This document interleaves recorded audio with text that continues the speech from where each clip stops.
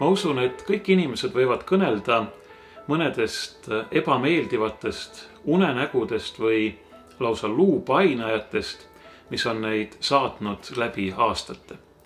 Nii ka mina, üks taolistest on olukord, mida ma olen päris sageli unes näinud, õnneks viimasel ajal eriti mitte.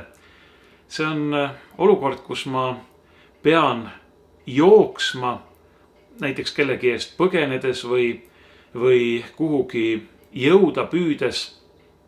Aga ma ei saa sellepärast, et mu jalad ei taha kuidagi liikuda. Jalad on justkui tardunud või rasked.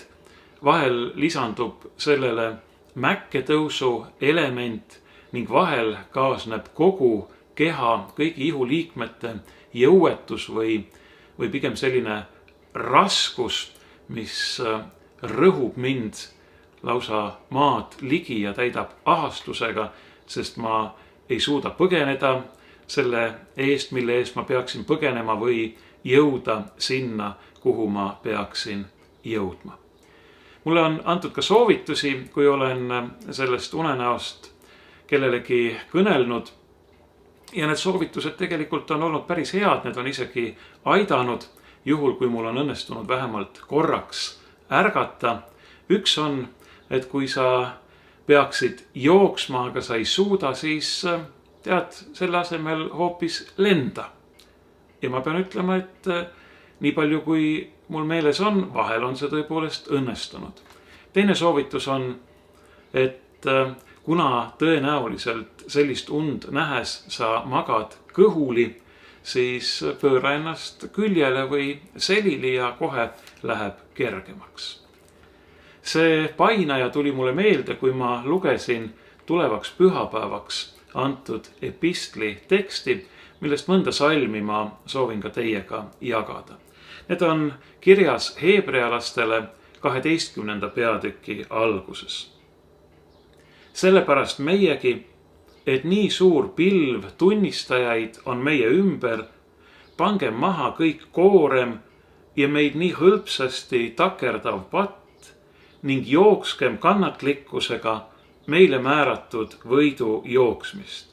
Vaadates usu alustajale ja täidesaatjale Jeesusele, kes risti kannatas temale oodatava rõõmu asemel häbist hoolimata ja on istunud Jumala aujärje paremale käele.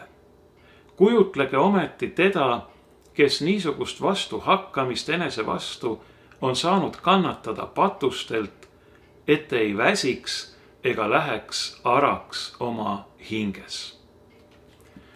Neid Heebrea kirja lauseid on päris keeruline eesti keelde tõlkida. Ja sellest võite te isegi aru saada, kui te võtate ette erinevad eestikeelsed piiblitõlked ja võrdlete neid 12. peatüki, Heebrea kirja 12. peatüki algussalme omavahel.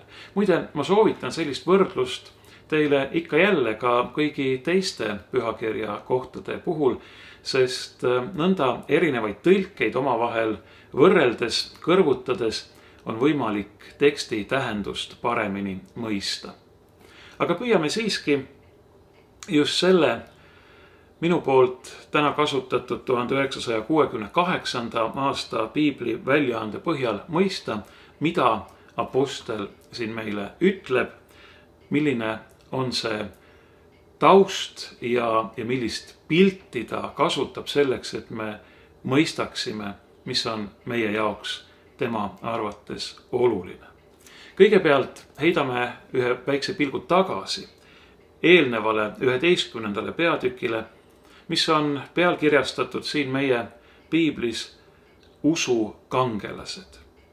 Selles kõneldakse usust, usu tähtsusest ja tuuakse erinevaid usu näiteid piibli tegelaste, usu kangelaste eeskuju järgi. See salm või see peatükk lõpeb aga nõnda, mõeldes siis kõigile nendele usu kangelastele. Ja need kõik olles usu läbi saanud tunnistuse, ei saavutanud ometi mitte seda, mis oli tõotatud. Sest Jumal oli meile varunud midagi paremat, et nad ilma meieta ei pääseks täielikkusesse.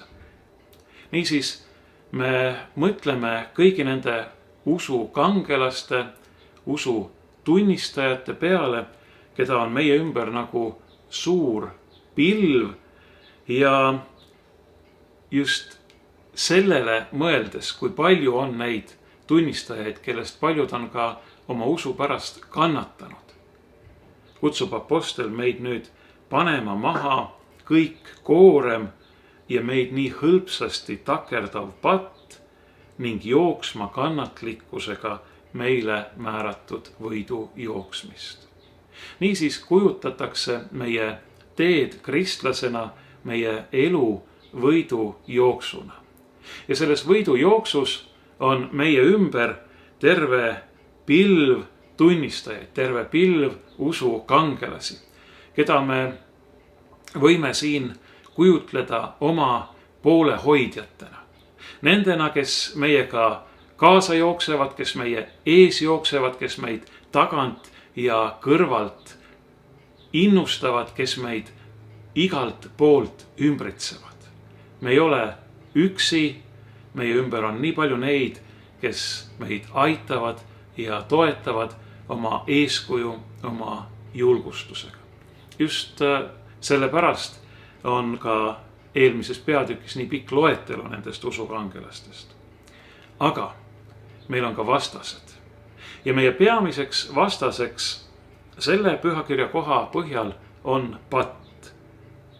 Meid nii hõlpsasti takerdav patt. Ja kui me vaatame selle kirjakoha algset kreekakeelset teksti, siis me saame aru, et see takerdav patt, see on mõnes mõttes tegemas midagi sarnast, aga samal ajal sisuliselt vastupidist nendele tunnistajatele, kellest enne oli juttu. Ka tema ümbritseb meid justkui igast küljest, aga tema mitte ei innusta meid tagant, vaid tema katsub meid takistada ja meid tagasi tõmmata. Nii nagu oleks meie ümber siis need, kes jooksevad meiega kaasa ja meid tagant innustavad, ja samal ajal oleks meie ümber terve parv teisi, kes püüavad meid kõigiti takistada. Millegipärast tuleb mulle meelde veel üks pilt, mitte küll võidujooksust, vaid ühelt teiselt spordialalt, mida siin Ameerikas nimetatakse mulle arusaamatul põhjusel jalgpalliks.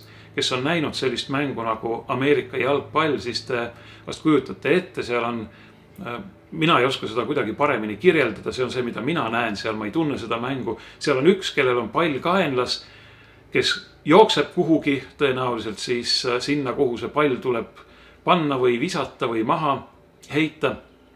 Ja tema ümber on terve trobikond vastaseid, kes püüavad teda takistada, teda maha murda, ja temaga kaasas on jällegi tema meeskonnakaaslased, kes püüavad neid vastaseid maha murda.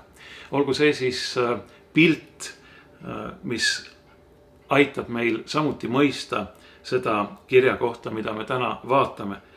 Koorem ja meid nii hõlpsasti takerdav patt ning jookskem kannatlikkusega või püsivusega, vastupidavusega meile määratud võidu jooksmist, vaadates usu alustajale, võiksime seda tõlkida ka kui juhile, sellele, kes läheb ees, ja täide saatjale ehk siis sellele, kes aitab meilgi jõuda eesmärgile, Jeesusele, kes risti kannatas temale oodatava või temale seatud, temale kuuluva rõõmu asemel.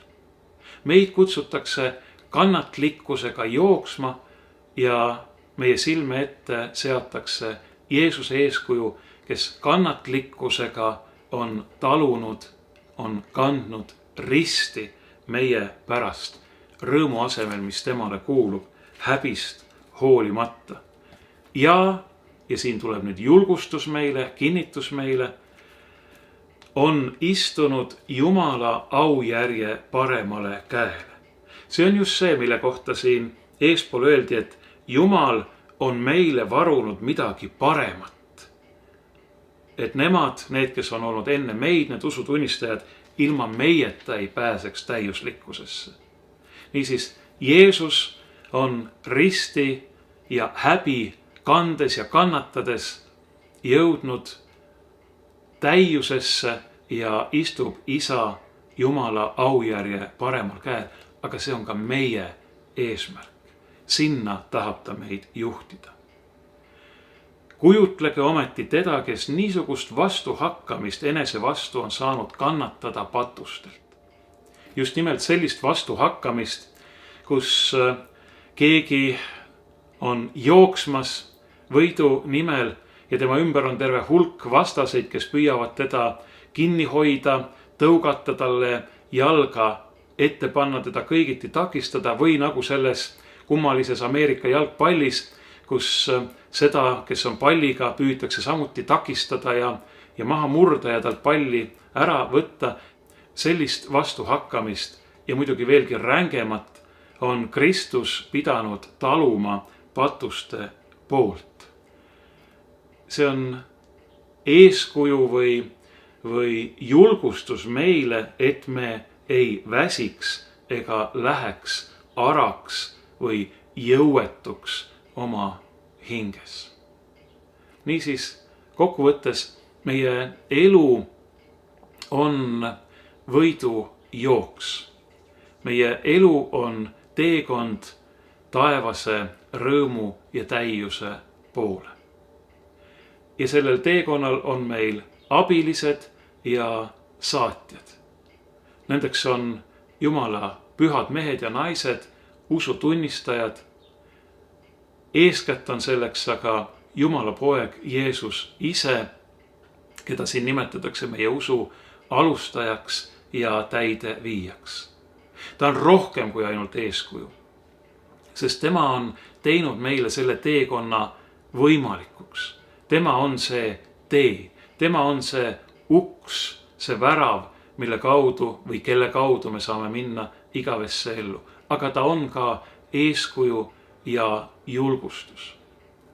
Ja meie elus on nii palju neid, kes meid takistavad, nii et me tunneme ennast, nagu ma enne kirjeldasin selles oma unenäos või painajas. Ma tahaksin joosta, aga ma ei saa. Ma tulen nüüd tagasi nende 2 soovituse juurde, mis mulle on antud. Kui sa joosta ei saa, siis lenda, ja kui sa oled kõhuli, siis katsu ennast kuidagi teistpidi pöörata. Jah, seni kuni me oleme maas, kui me laseme ennast kurjal ja patul maad ligi suruda. Kui me ei näegi midagi muud kui seda, mis on all, mis on madalas. Seni kaua me edasi ei saa.